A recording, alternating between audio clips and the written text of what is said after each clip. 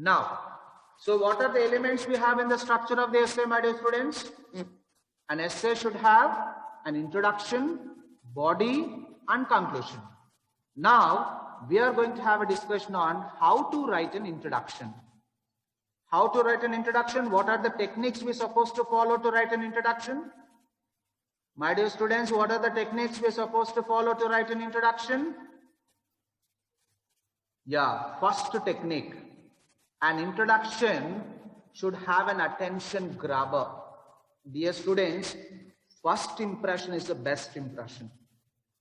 Okay, because when the reader is going to read your content, first he'll start reading from the introductory paragraph of the essay. If you have created some interest and the curiosity in the introductory paragraph of the essay, then the reader with that curiosity and interest will continue the rest of the essay.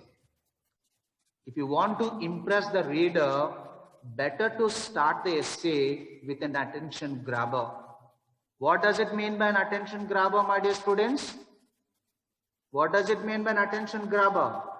The techniques which will help us to grab the attention of the reader in writing, they are called attention grabbers. They are called attention grabbers. If you have started the introduction in a very monotonous note, it may not create curiosity and interest in the mind of the reader, my dear students. To create such a kind of interest and curiosity in the mind of the reader, we need to use some different techniques in writing. We need to apply some attention grabbers in the introductory part of the essay. That may create some kind of a curiosity in the reader to read your content. So what kind of attention grabbers we may use in your writing, my dear? They are, you can start the introductory part of the essay with a short anecdote or a quotation. You can start an essay with a quotation, but make sure that the quotation which you have selected for the introductory part of the essay should be related to the topic, my dear. Okay, quotation and the topic should not be irrelevant to each other. They must be relevant to each other. Techniques vaadamannan kada ani ye technique padthe aa technique vaadakodu. You need to select a proper technique which is suitable to the topic. You need to apply an attention grabber which is appropriate and emphasize the importance of the topic in the introductory paragraph. Ala attention grabbers ni select chesukovali. But make sure that the attention grabber which you are trying to take, it must be related to the topic.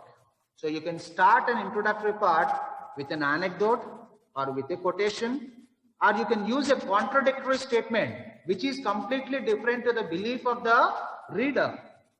Okay, you can use a contradictory statement which is completely different to the belief of the majority of the readers.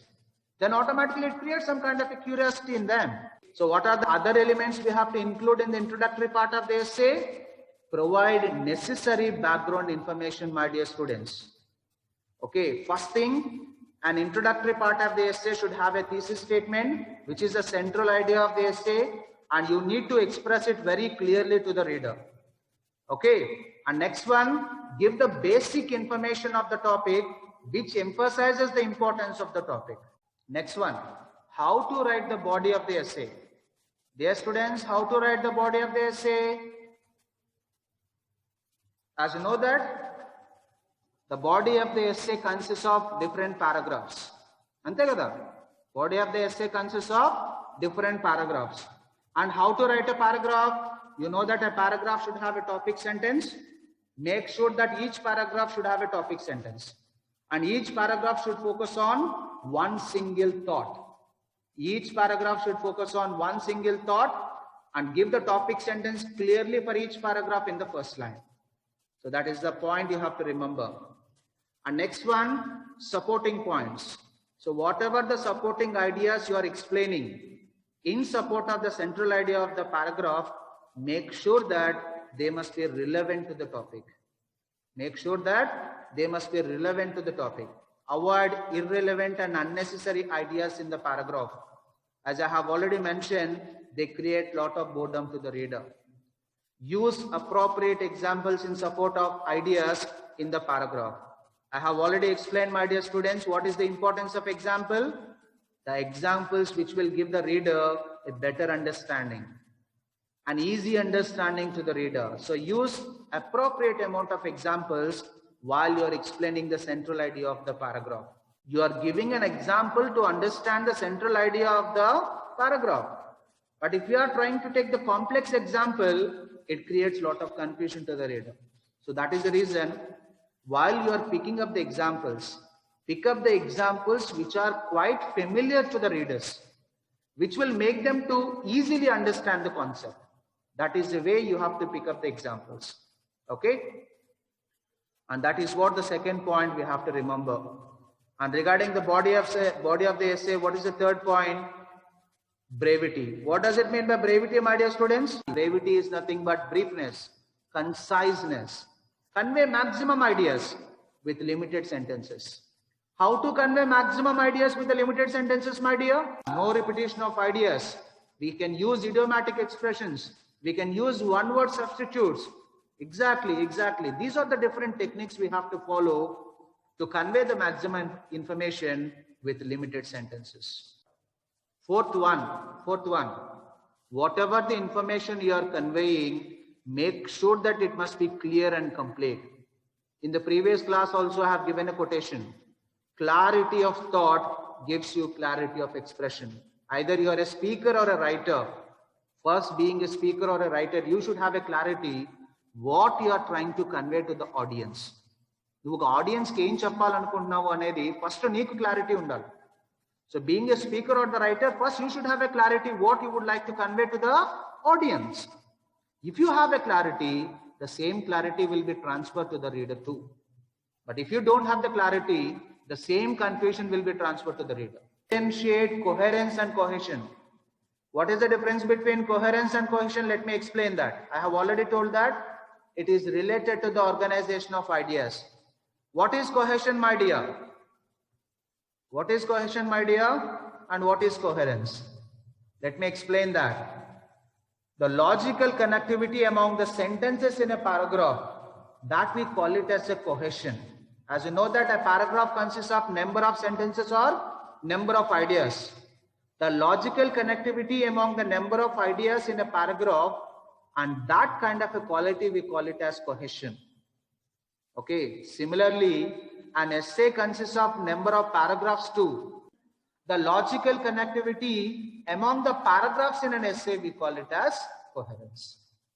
So in the examination, they will ask you differentiate cohesion and coherence. Cohesion means logical connectivity among the ideas in a paragraph. Coherence means logical connectivity among the paragraphs in an essay. And what is the last element in the essay? What is the last element in the structure of the essay? Conclusion. How to write the conclusion now? Conclusion ante enti cheppandi?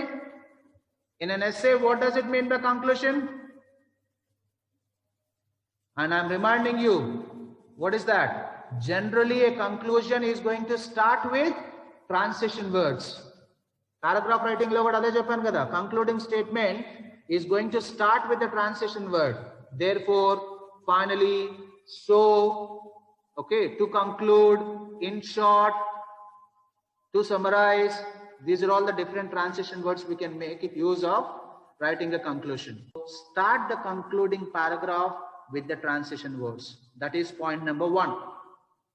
So start the concluding paragraph of the essay with a transition word, and make sure that the transition word must be separated with comma. Make sure that the transition word must be separated with comma. Okay, that is point number 1. Point number 2, conclusion ante enti asalu? Conclusion ante, it is a brief summary of the total content of the body of the essay. So whatever the ideas you have highlighted,